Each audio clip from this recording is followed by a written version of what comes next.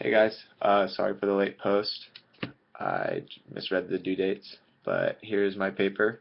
It's on the Romantic poets, William Wordsworth, Arthur Byce Shelley, and George Gordon, Lord Byron. He's probably better known as that. I titled it Solitude is Bliss, and here it is. For the non-English major, there is nothing more cliché, barring perhaps anything to do with Shakespeare, than Romantic poetry. To them, these authors were early hippies who wrote about how nature made them feel, and they're not wrong. The issue comes with the way societal structures, both then and now, tell us how to view people, like the Romantic poets. They were not active members of society and were viewed by many as destructive rebels.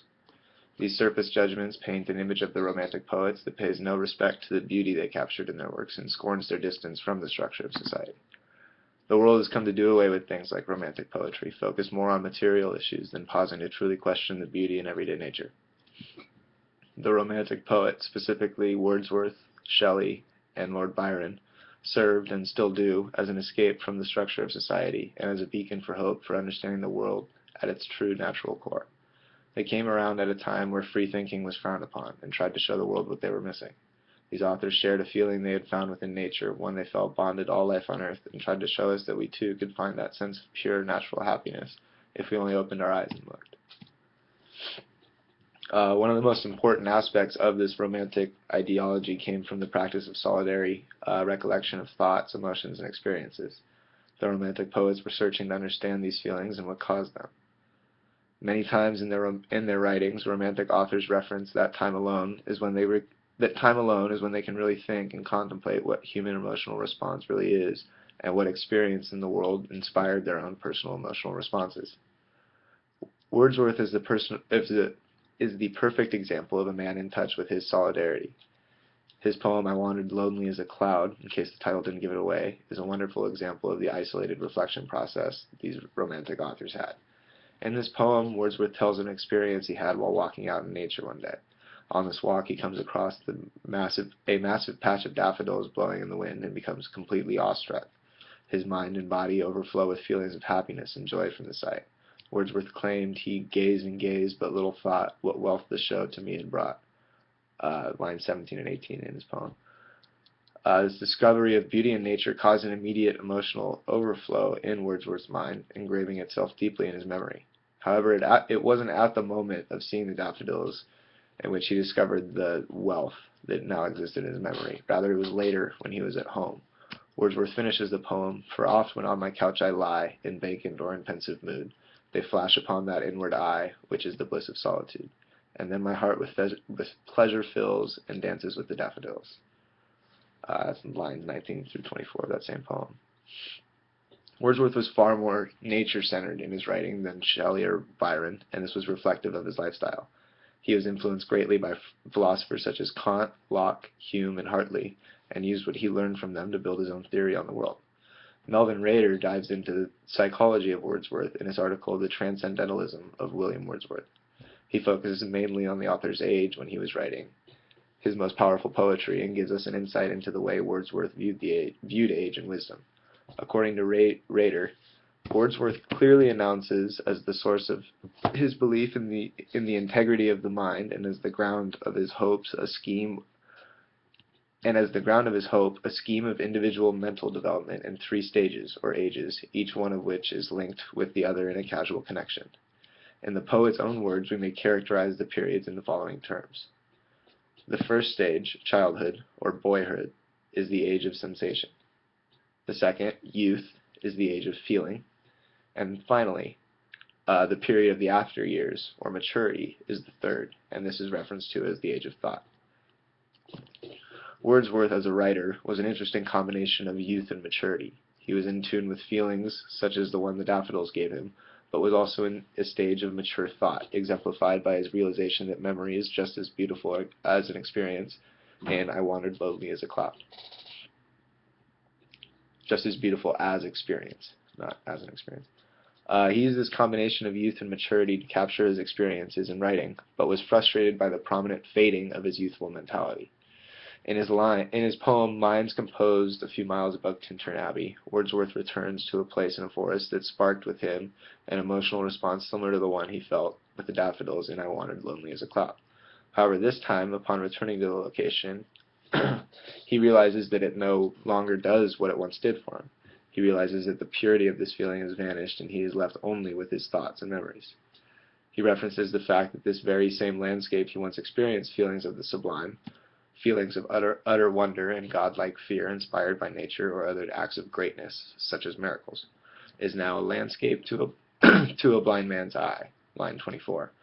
Wordsworth had been emotionally attached to the idea that all forms of life were brought together by this common energy, and really felt that he could come in touch with this divine energy when being alone in nature.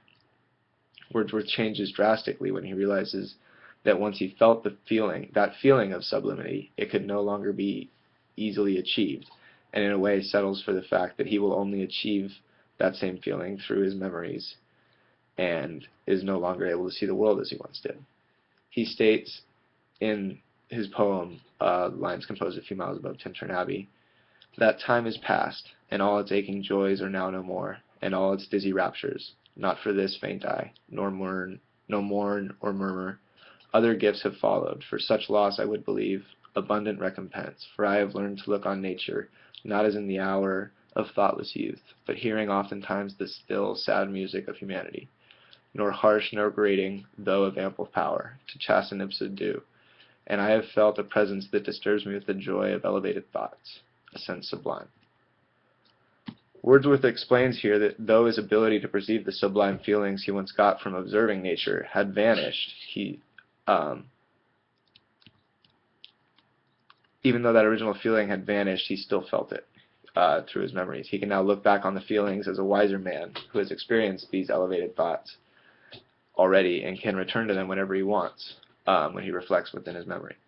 Wordsworth, though fascinated by every little aspect of life, it seems, had a very strong grip on his theory of the world.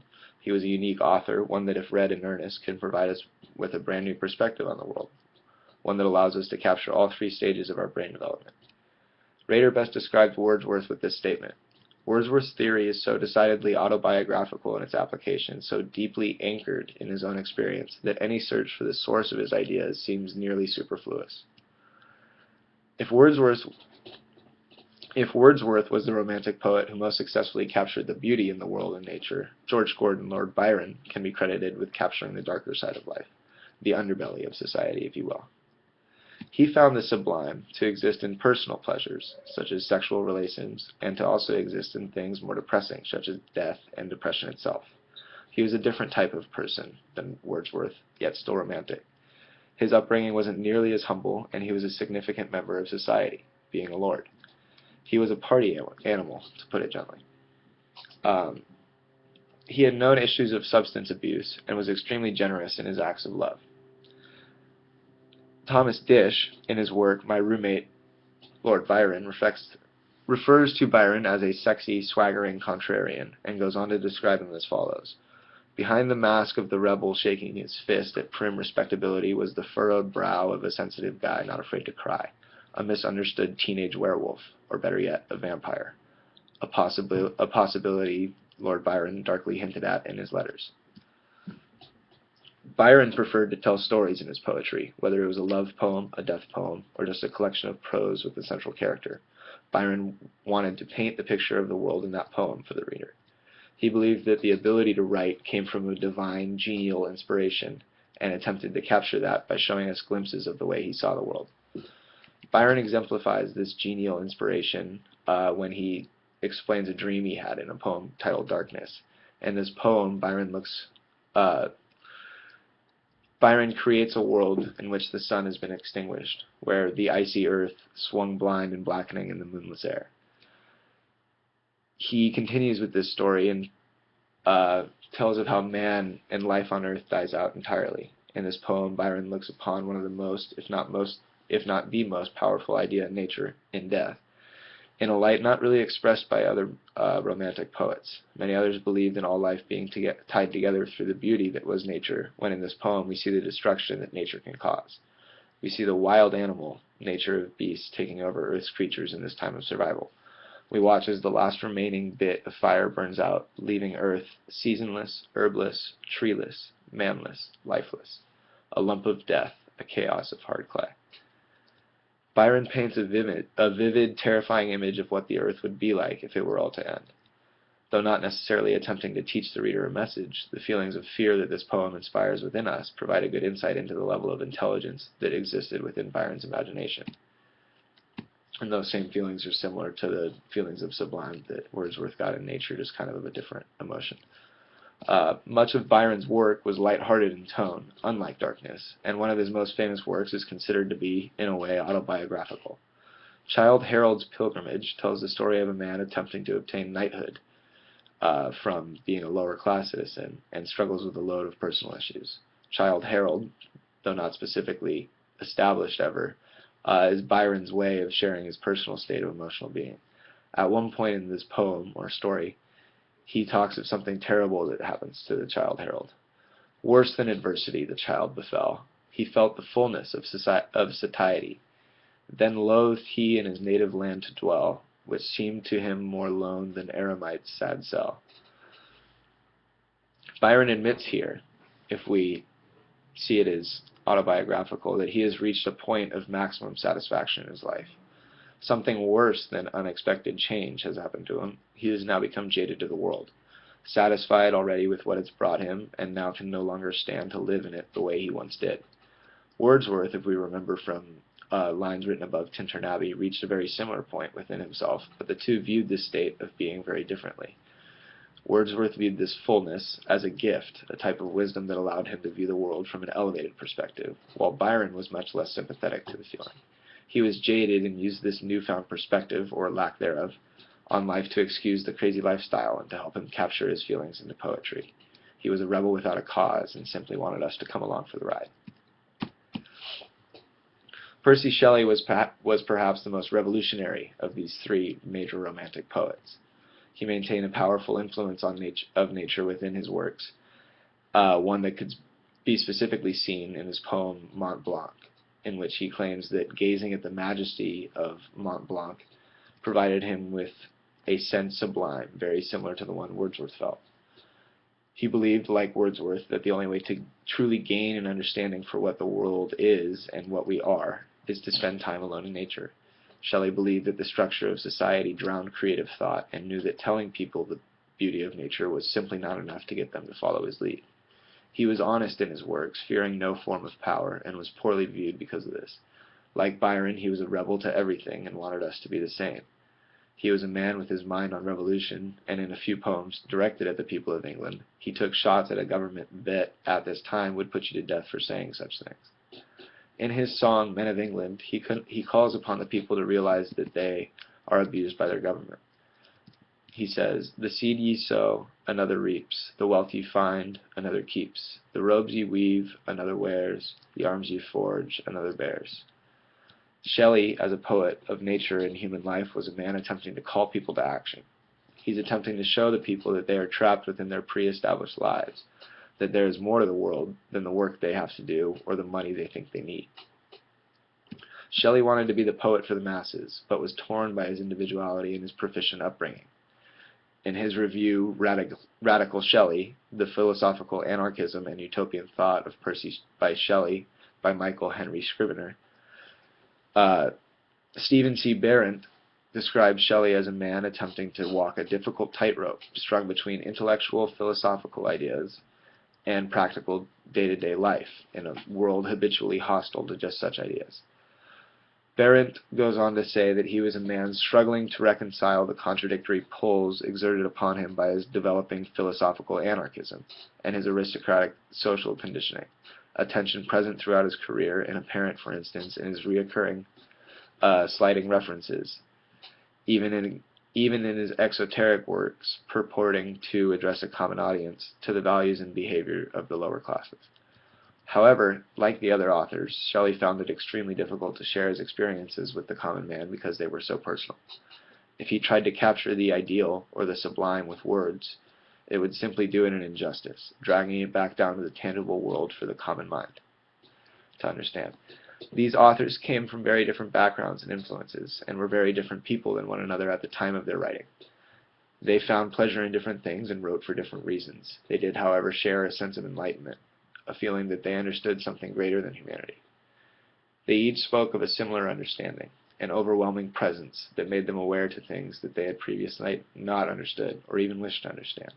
They felt as if they had come into contact with a common energy that stretched across all life, and they had become part of this single mind that drives nature forward. They did not claim to be prophets. They wanted only to understand the world, to understand themselves, and succeeded in doing so.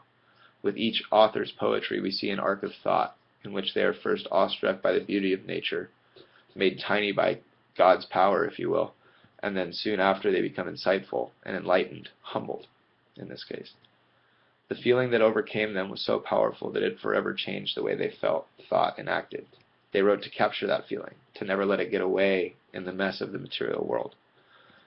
Going back to how Berendt was describing Shelley on the tightrope, these authors' poetry served as that fine line between the philosophical life that they wished to lead and the everyday life that we are all forced to. Shelley, Wordsworth, and Lord Byron were able to successfully leave the trap of structured society, even if only for a moment, and used their memory to forever live free of its bonds. They wrote to share their experience with us, to reach out across the tightrope back to the world and help us cross to where they had gotten. Their messages have been carried on by major authors such as Henry David Thoreau and Ralph Waldo Emerson, and continue to preach individuality, escaping from the life you feel trapped in. If Wordsworth, Byron, and Shelley could give the world one line of advice, it would be spend more time alone. They found they were able to get in touch with things far greater than the material world has to offer simply by spending time in nature alone. For these authors, solitude was the only form of bliss. Thanks, guys.